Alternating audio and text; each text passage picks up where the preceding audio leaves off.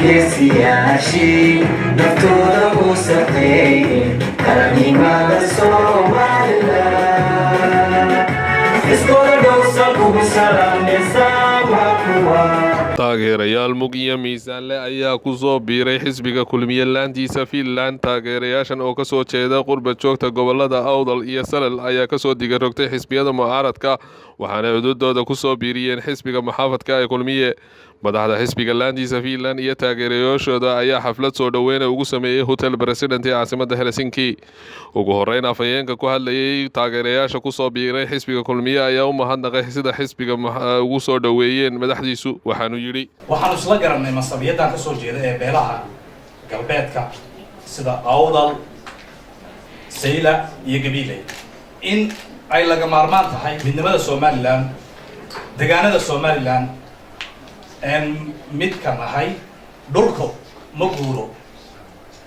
waxaan garanay aan isla qaadnay in Somaliland min bari ilaa galbeed aan ka shaqeyno horumarka dalka iyo gudaha. dhanka kale madaxda xisbiga oo u horeeya gudoomiye Axmed Khaliif ayaa hadallo soo dhaweyn halkaasi ka yiri waxaan u mahad celinayaa dhammaan ka soo qaybgalayaasha munaasabadda qaaliga ah ee caawa aynu ku soo dhaweynayno jaaliyadda gobolada galbeedka Somaliland ee ku nool dalka Finland oo si mug iyo miisaan leh ugu soo biiray xisbiga kulmiye. hadday tahay aqoonyahankoodii, hadday tahay siyaasiyiintoodii, hadday tahay haweenkoodii iyo hadday ay tahay dhalinyaradoodiiba waxaan leeyahay aad iyo aad baan idinka mahad celinayaa.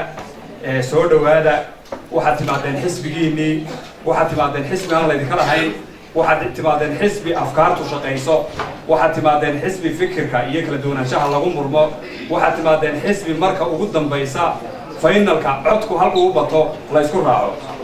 waxaan ku faraxsanahay inaan caawa ka soo qayb galo soo dhaweynta lagu soo dhaweynayo xisbiga kulmiye laanta Finland jaaliyadda reer Awdal. aad baan ugu faraxsanahay inaan munaasabadda ka soo qayb galo. waxaan idin leeyahay soo dhawaada. waxaan ahay musharax u taagan golaha deegaanka ee Helsinki xisbiga SDP Social Democratic Party.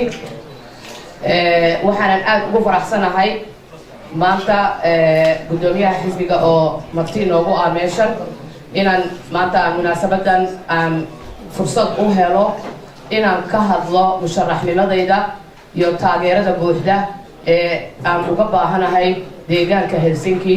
xafladan oo si wanaagsan ku soo dhamaatay ayaa taageerayaasha xisbiga ku soo biiray iyo kuwii hore u joogay halkaasi isku barteen laguna mideeyay. Aadan Yuusuf Cismaan, Hon Cable TV, Finland.